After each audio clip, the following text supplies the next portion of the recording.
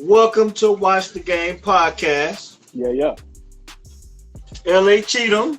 Benjamin Banneker, and we are talking all things Chicago Bears, and we're gonna get off into my beloved Michigan Wolverines. We ain't gonna be too lengthy tonight, but we do got some Bears things to talk about. Some wins and losses. We got some things to talk about because we watched the game. Yeah. Well, first and foremost, shout out to Cutter Pac-Man and the legendary number 12. Yeah. We had a chance to kick it on Saturday night and watch the Michigan Wolverines get back on the winning track, in the Big Ten race. And I told you that the Boilermakers would take care of Michigan State Spartans. I had a good feeling that the Purdue Boilermakers, they playing pretty good football, and Spartans had to go to West Lafayette, and they got knocked off just after being ranked number 3 after beating your Wolverines. Yeah. Can I call it? Yeah, you called that one. I'm gonna give you that one. I still need two more losses in the Big Ten East side for the Spartans, but you called that one. I'm gonna give you your credit. You called the Boilermakers upset. Okay, so your Wolverines are back on the winning track. They got the Penn State Nittany Lions. I think they're going to to Penn State this weekend, right? Yeah, it's gonna be a primetime game with a whiteout, right? No, they made it a noon game, so it won't be a whiteout. They call it a helmet stripe game, so it'll be primarily everybody wearing white with the middle with the little blue, the navy blue stripe down the helmet. So, but it's 12 o'clock game, so I feel a lot better than having to be a whiteout because that wasn't a good situation for my Wolverines to be walking into. Okay, so we're not gonna have to wait around all day for this because last week. Number 12, the Snack Daddy, he didn't really care for, having to sit around waiting all day Saturday afternoon for that. I guess you guys would consider it a dud of a victory for the Wolverines against the Indiana Hoosiers. Yeah, you know what? I'll take it, though. It still was a more exciting game than what we actually went to when we went to see them play Washington. So I'll take that 29-7 victory with a little bit more passing into it. I'll take that. Plus the Spartans lost, and your Wolverines got back on the winning track. Now, I'm going to move on to our Bears a little bit. I had an opportunity to get out on Monday night, do a little networking. I want to take out the time to send a shout out to Pat the Designer and P Kid of the Windy City Breeze. I had a chance to kick it with those guys for a little bit. I had a lot going on Monday night before I could actually sit down and watch the game. But I was able to get out and fellowship with those guys, network with those guys over at the VIP Lounge out in Country Club Hills, out here in, the south suburbs in Chicagoland. So Pat the Designer and P Kid, give them guys a look. Subscribe to those guys as well as subscribing to Watch the Game podcast. That's Watch the Game podcast. Like, share, and subscribe on YouTube, as well as those guys that the Windy City Breeze, Pat the Designer. I'm gonna be looking to work out with those guys. Maybe we can link up with them one day, sometime down, in the future. But I went out there to watch a little bit of that game, to check out their little pregame live stream. Mm-hmm. And I took one of the TaylorMade boys with me. My man Chris Taylor went out there with me. Mm-hmm. We went out there and kicked it out there for the pregame, and we had a few things going on. Then we swung over to his brothers, to Jeezy Taylor. So I kicked it with Chris Taylor and Jeezy Taylor, 2 of the 3 TaylorMade boys. Was able to go over there and kick it with them and actually watch the game Monday night with those guys. Had a blast. Coming off of a birthday weekend, so it's pretty good for me. Yeah. You took the show on the road. Other than the Bears losing. Yeah. You took the show on the road. You didn't watch the game out there. networking, letting people know what we do, so we can cross promote and get other people onto the platform and get on their platform. So that was big for what you did for our situation, what we got going on. Yeah, the boys doing big things at Windy City Breeze. Once again, shout out to the guys at Windy City Breeze. I can't say it enough. Big time hospitality out there at VIP Lounge this past weekend. But let's chop up the meat. We got an L to talk about. There was a lot of growth for Justin Fields again. A lot, yes.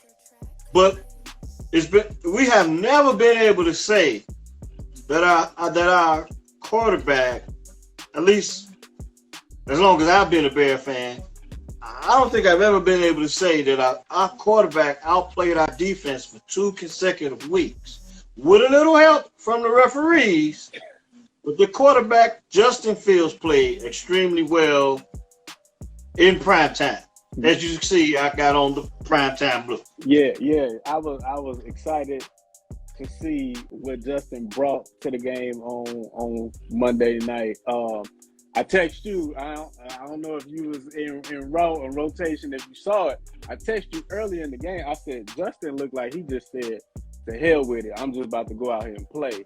And that's the feeling I had watching him from the very first series.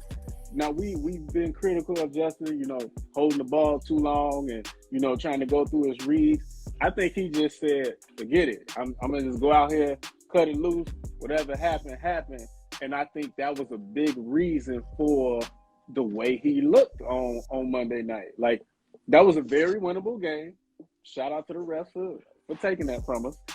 but at this point of the season, it ain't even about wins and losses no more. It's about Justin's progression and who's going to be here that we can count on going forward to make this a Super Bowl contending roster. So, the loss ain't really bothered me, ain't really sting me that much. I would have liked to get that one because we was that close. But I've been saying it for the last 2 weeks, at least since the Packers game. I wanted to see Justin have the ball with the game on the line. Could he make that go-ahead drive, take the team down the field and get the score? And he did that. But then Pittsburgh just came back and got a field goal after he did it. So, I'm very, very, very excited for what we saw on the field from Justin on Monday. And then to touch on that note, remember I got this stat, and I'm gonna stay with this. This is how I'm gonna stay with this formula for the rest of the season. Mm-hmm. We all want to see Justin Fields develop into the so-called franchise quarterback. Okay, this is what we all.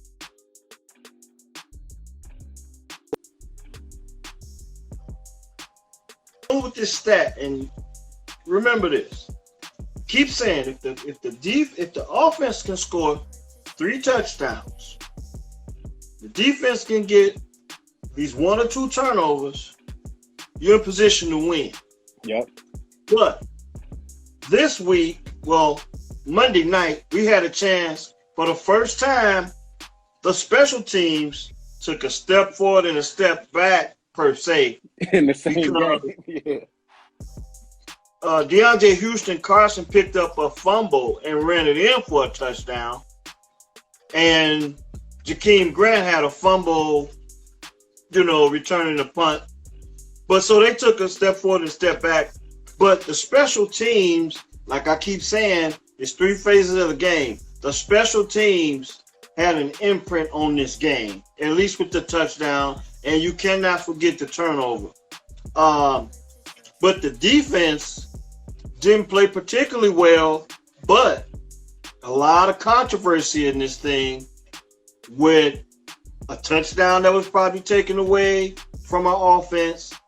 I think that was their co-commit it wasn't co-commit. It was Jimmy Graham's touchdown when they said that did they say a legal block or something like that? Yeah. I think they was lined up wrong or something like that. They called. They called it a legal block. Okay. Because they said he was outside of the box, and when they did the diagram on the screen, it said it wasn't that. They immediately went back to their replay and they showed that during the play, it was a legal block. So Yeah. it was not a legal block. So technically, you took 4 points from the Bears that night because they had to settle for 3. Mm-hmm. Okay. Justin, of course, he went 17 of 29 for 291 yards, 1 touchdown, 1 interception. And, you know what? When you talk about Justin just playing ball, I looked at how he responded immediately after he intercepted that football. His body language didn't waver at all. It just like, I threw enough interceptions at this point in the season. I made enough mistakes. They put me back on this field. I just want to be able to continue to get better and make plays. And that's just pretty much what he did. We saw Allen Robinson make some plays. We saw Darnell Mooney had a 15-yard touchdown we've been talking about making the offense look similar, running plays, they look similar, like you're setting the defense up for something. Mm-hmm. You're talking about the Wildcat play when Montgomery he had just ran the play like earlier that night, and then we come back to it, and you were able to get a 15-yard touchdown for Darnell Mooney. Yeah. And I believe he caught a touchdown as well. I think they ran that formation you talking about. I specifically remember it 3 times, and the first time I saw it, I was like, "This is a Matt Nagy call right here." But it worked out. It worked out. Yeah. And I'm not particularly a big fan of Wildcat, but at least they ran it, and they ran it enough to get something big out of it later. Mm-hmm. And that's exactly what happened. This is the type of stuff we talk about when you're talking about running the offense, showing the defense things, and seeing if you can come back to these plays later. And Monday night, I was able to see that actually happen. Not since the Detroit game. Yeah. And to go back to that interception was so fluky how it happened. It was one of them ones. It wasn't like Justin made a bad read. He was late with the throw. It was bad ball placement. It was just a fluke play. Like he threw it, and the defender just jumped up. The defensive lineman, he just jumped up, and the ball just stuck to him. And he picked it up. Was that Hayward? I believe it was. Yeah, it was first quarter. I believe that happened too. So it was just a hell of a play by him. If that was Hayward, that was just a hell of a play by him. By the way, I had so much going on Monday night. I was able to enjoy the game, but I wasn't able to really key in on it. There was so much going on. I mean, having a good time with the TaylorMade boys. So we had a little brown. They had a little brown in the glass. You know how that goes. Yeah, it's a brown. So I haven't really had a chance to just, I normally get a chance to regroup and kind of watch the tape like Nagy say, and kind of get my emphasis 2020 vision on. Can I get a chance to review the game? But I wasn't able to do that for this game because I've been running around so much. But that was just a hell of a play by Hayward on that one when Justin threw that interception. Yeah. It wasn't like you said, it wasn't like he didn't read the defense. It was just a hell of a play by the defensive lineman. He got his hands up, and what the hell? He ended up catching the ball. Right. It was like if Justin threw 100 passes, that probably don't even happen again. Like he would have to. It was so fluky how it happened. So I don't think that affected his confidence whatsoever. And if you think about the interceptions he got an interception on a no call by the refs when it was supposed to be offside. I think he got like 2 of those. He got this one that Cam Hayward got on Monday night. Like all of his interceptions, I would like to say, ain't really been his fault. I know he got one. Was it Mooney? A tip ball versus the Buccaneers. Like the interception he does have, to his credit, they haven't been just bad reads. They haven't been. I hate to take a shot at him. They haven't been a Mitch Trubisky type interception. You know what I mean? It's just been. Don't forget the 2 interceptions that we could throw on the coaches when they said we had 12 men on the field. It's a free play. Right. Exactly. They've just been and I mean the coaches are. We can credit the coaches for 2 of those interceptions. But the key is Justin is just going to the next play and just playing the next down. Yeah. How do you feel? Okay, David Montgomery made his return on Monday night, and I think he carried the ball 13 times Khalil Herbert, he carried the ball 4 times. Coming into this game, I was happy to see David Montgomery come back because we were able to see him have an effect on the game, at least as a decoy, at least on the Darnell Mooney touchdown. Mm-hmm. But I wasn't happy with the volume or the snaps, the volume of snaps that Khalil Herbert got. Now he only carried the ball 4 times, and see that's the thing. It's like the coaching staff. I mean, we've seen this guy go out and be very productive for at least 3 weeks, and you can't game plan that when you got your so-called number 1 running back coming back after you've seen so much promise from Khalil Herbert. Now remember, they brought in David Montgomery. When they drafted David Montgomery, they said he was supposed to be a big part of the passing game. Now he did have I don't know if that was a broken play where he did catch a pass and he came up a little short of the goal line.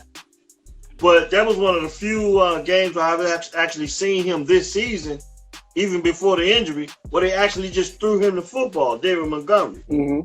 But I was not happy with the game plan, not including Khalil Herbert more so than they did. I felt like he was good for at least 10 carries. Yeah. At least 10 carries. The thing, and I pointed this out last week about Khalil, he hasn't looked the same to me since he got banged up and went out the game, and then he came back in. Versus San Francisco, he didn't have the same effectiveness. And we kind of saw the same thing here today. This week he had 4 carries, 13 yards. That's 3.2 a clip. But he wasn't running with that ferocity, that same juice that he had before he got banged up. So I wasn't terribly upset that Khalil didn't touch the ball more than he did, because he just looked like he missing something to me. And that's just the eye test. I don't know if he banged up and he just going out there gutting it through and he can't do it like he was once doing it. But from what I saw, I was cool with Montgomery getting the lion's share of the carries. But they still, he had Montgomery had 13 carries, Khalil had 4, that's 17, and Justin took off 8 times he ran. So we had 25, and then Mooney ran. So that's 26 rushing attempts. Probably need to be at a little bit more than that. Justin threw the ball 29 times. That's 26 rushes. I would still like to see the running attempts be higher than the passing attempts for right now for Justin. You got that right. I was just, like I said again, maybe you're right about Khalil Herbert being a little banged up. Now, if that's the case, I'm not up on the injury report right now, but I know Jason Peters he got injured Monday night, but I just wanted to see them. I just wanted to see them put these 2 guys together and kind of game plan around what they were doing well, which was running the football. And I know everybody wants to see Justin has this breakout game, and he's showing so much improvement. But the bottom line is just finding the matchups and doing the things that work that's going to win you a football game. And I really want to see Justin develop to be the guy. But on any given night, if it's about running the football, let's do that. Let's do that and win the game. Now, the progression and improvement of Justin Fields from week to week is just getting so much better. The national media, the local media is taking notice. He says confidence is gaining with every game. But that's the Justin Fields aspect. We still don't know if we got the right coach or the right coaching staff with Justin. So with Matt Nagy returning to the sidelines, we still continue to see. Now, don't get me wrong, there was some questionable penalties out there, but we just continue to see a lot of mistakes being made. For some damn reason, for the 3rd week in a row, they continue to get too many men running downfield. So somewhere down the line, they got to get these things worked out. Yeah, hopefully they get that cleaned up in the bye week. I think I really hate that the bye week is this week, being that what we saw, that was the best the offenses looked all year. I wanted, let's get another game right away. Let's keep that momentum rolling. Let's keep building on what we just did. So I really hate the bye being this week. As far as what you said about, do we got the right coaching staff in place? They are on what? How many games they got left? 6, 7? It's evaluation time, I think, for everybody. Yeah.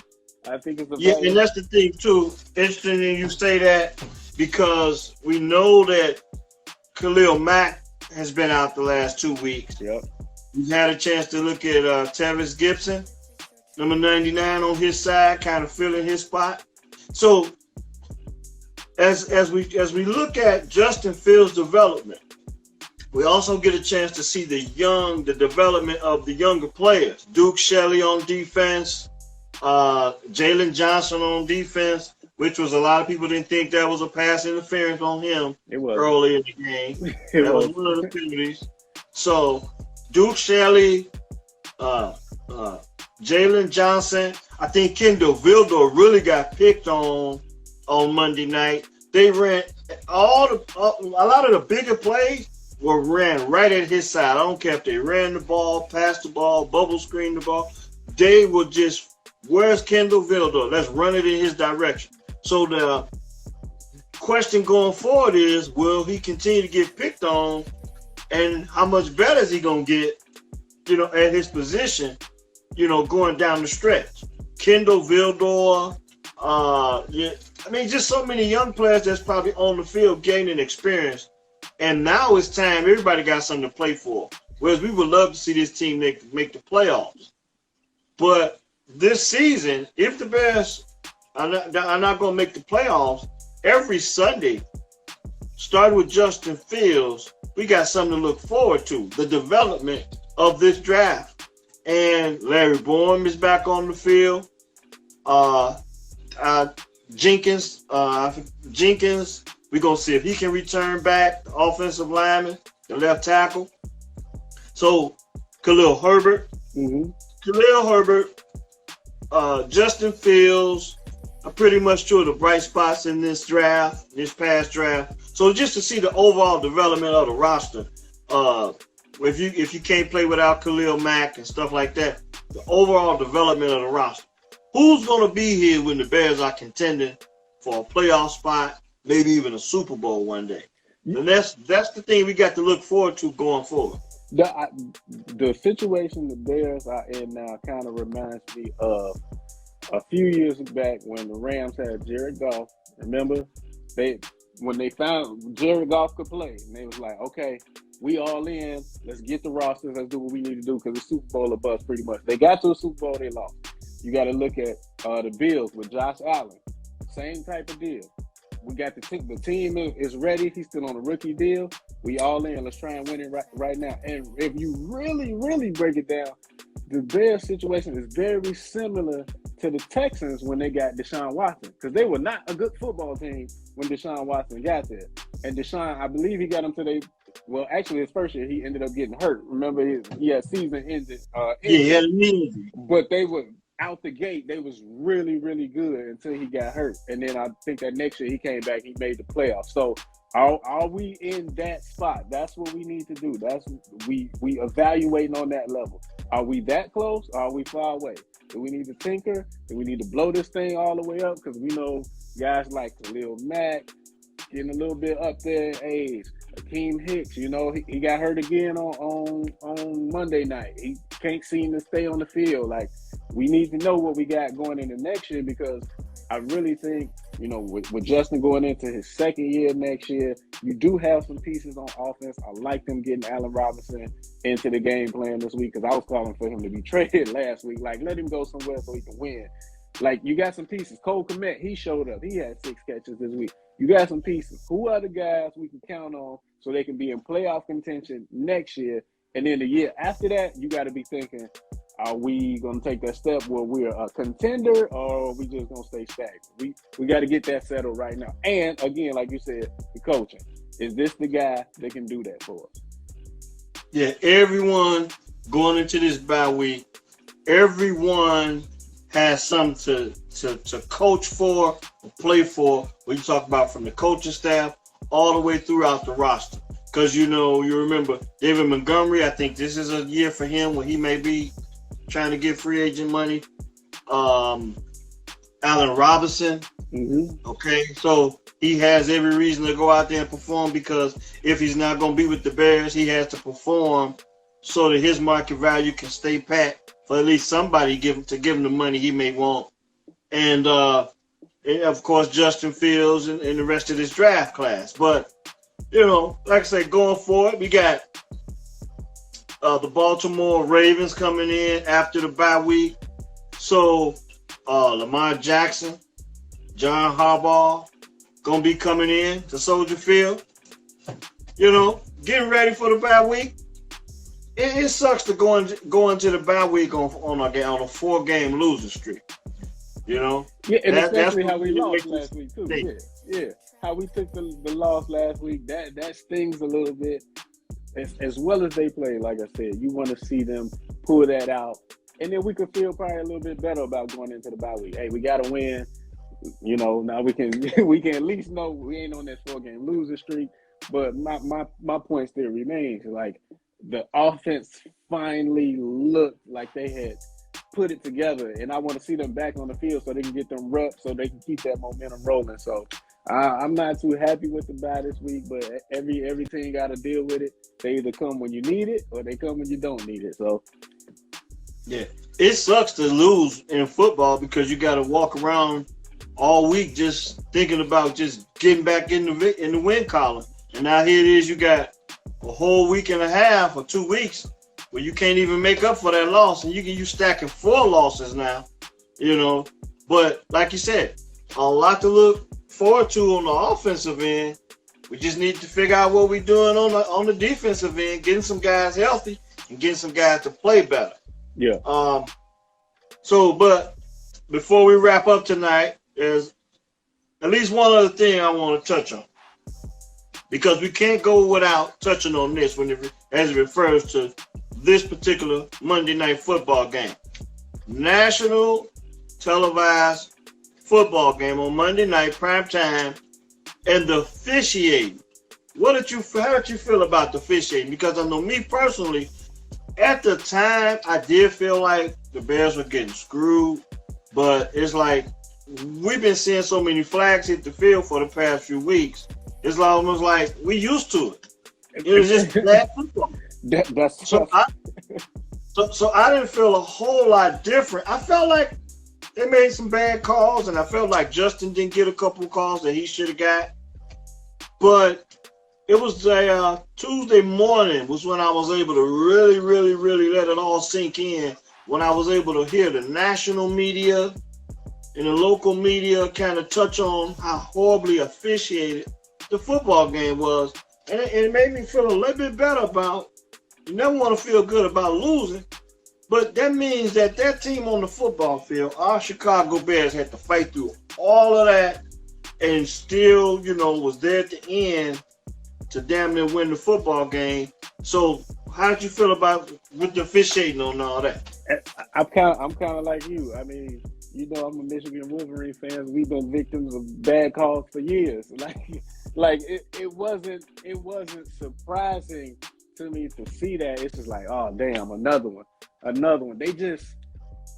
It's just like we can't get out our own way. Some of them are self-inflicted, but then when you have so many self-inflicted things, when the one that you actually didn't do go against you, it's like, well, what about the other 7 penalties? Like, if you didn't do 3 of those, we might be in a better place. So yes, we got some horrible calls. The Marsh taunting penalty was just so outrageous. And when it first happened, I tweeted, I was like, oh, he'll be cut tomorrow, because they just activated him for the practice squad. I'm like, you can't cost the team the game. You just got activated from the practice squad. But that was not taunting. And it looked like the referee stepped into his way to purposely make contact with Marsh and then throws the flag. I'm like, come on.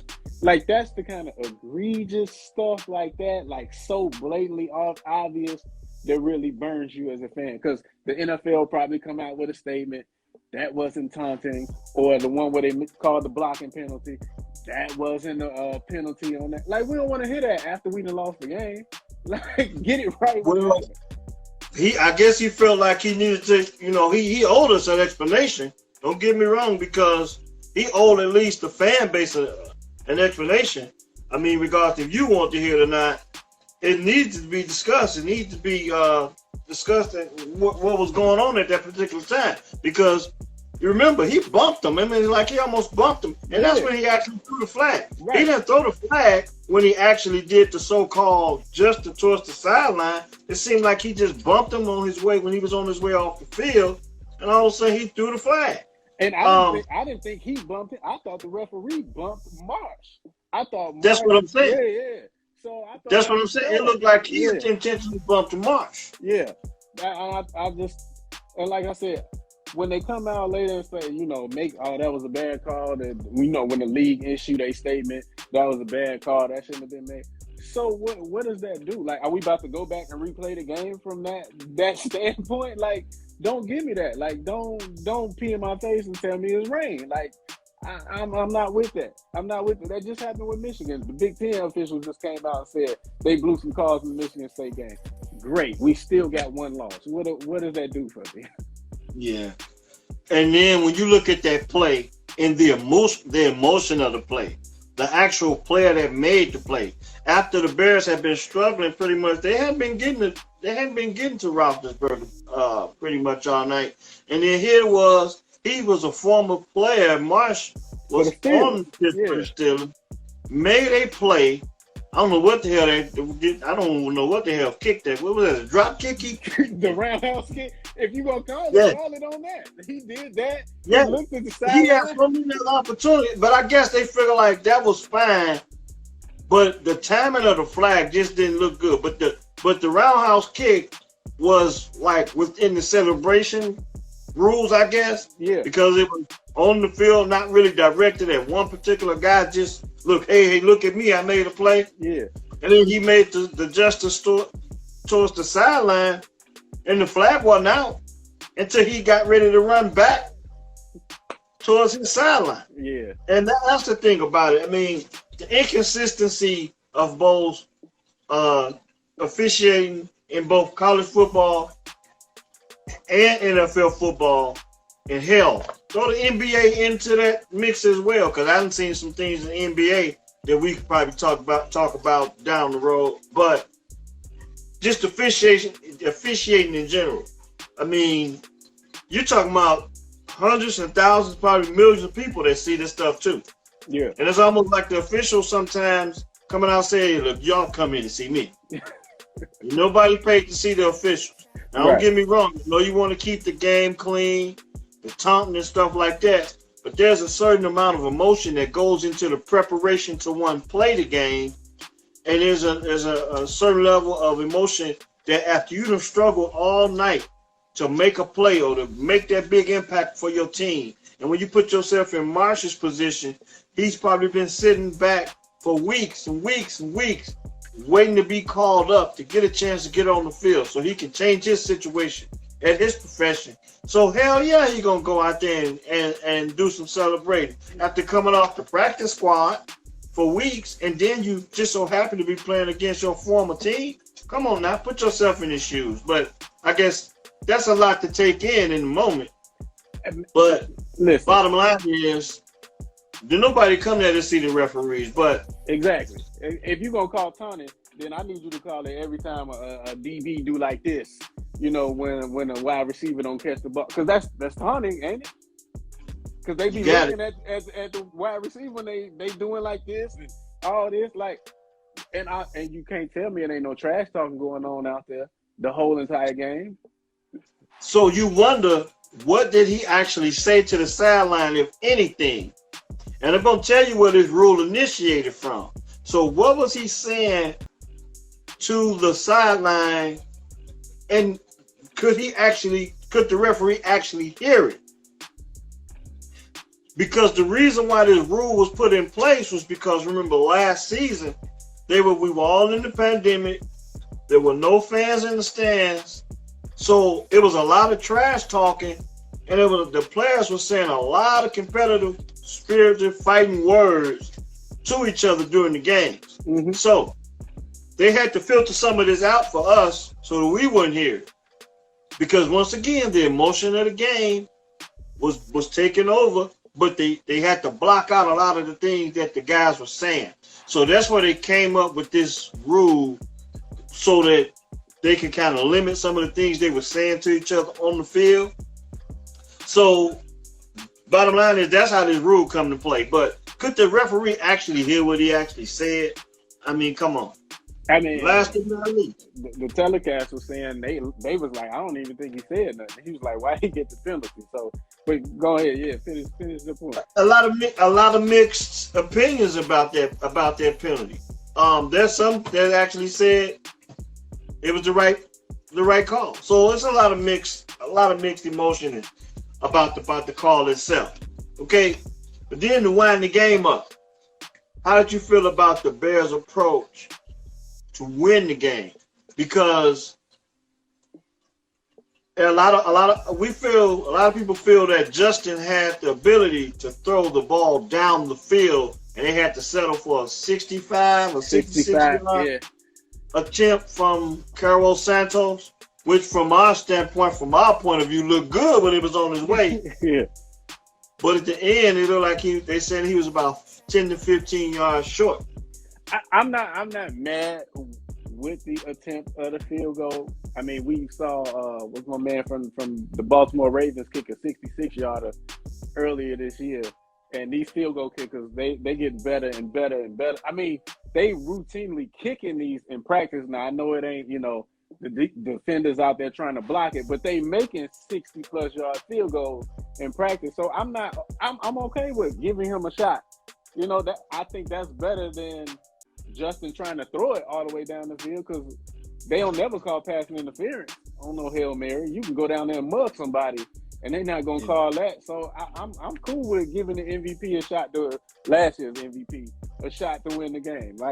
Like you said, it looked online, it was just short. Yeah, so that was my thing. I felt like if we were gonna settle for a field goal, it should have been a little bit more aggressive on a couple of the passing plays to try and get at least 40, 50-yard attempt. But it is what it is. Overall, I was happy with the effort. I was happy with the progress of Justin Fields. And there's a lot to look forward to with him. Just unhappy with the outcome. But, going for, and then not to mention, Justin was in the press conference, said that they asked him, how did you feel when it was time to go out on the field and how did it feel to go up by one on the one touchdown he threw to Mooney? He said that this is the time he had been waiting on. He's been looking forward to this. Either you're gonna be the guy that's gonna choke in this situation, or you're gonna be the guy that the team can count on to get the job done. Once again, just Justin Fields being ready and prepared for the moment, mentally and physically, just playing the next down, making the next available play. I think we got a quarterback in the city of Chicago. Mm-hmm. Now it's just time to build around it. And if you take out the Tampa Bay game, if you look at the fourth quarter, how he played versus the Packers, so you could see this coming in. Look how he played versus San Francisco 49ers. Remember, he had the play of the year, and then the defense couldn't get him a stop so we can get the ball back so he could try and get that go-ahead drive. And then Monday night, he's trending in the right direction. We just need a few more things to go our way. It looked like the defense was like, yo, I'm about to make a play in the fourth quarter. They was making tackles. I was like, I couldn't believe it. They was making tackles. So we just need a few more things to go our way, and then we can get on the other side of this thing. But like I said, for me, this is not about wins and losses this year. It's about who can we count on, who's in the foxhole with us for next year that we can count on to build with, to be contenders. All right, Penn, it's been real. Once again, share and subscribe on YouTube and Watch the Game podcast. last but not least, another shout out to Pat the Designer, P Kid, my man Chris Taylor, Jeezy Taylor, Cutter Pac Man, number 12, Snack Daddy. We got an off week, but we're gonna be working next week. We're gonna get back, we're gonna get a little bit more consistency with how we trying to come on. So me and you, Penn, we got work to do. Yeah, shout out Jay Hill. Shout out Jay Hill. I see him chiming in tonight. Shout out Alex, my boy Alexander King. My boy Jesse Beast just jumped on here. Shout out you guys. Thank you for joining us. We doing this every week. And like my man LA was saying, we're going to get the time slot in a more solid and concrete position so y'all know when we're going to be on. So, but we appreciate y'all joining us. Help us grow this thing. Watch the Game podcast. You already know, Benjamin Danica, LA Cheatham. We out.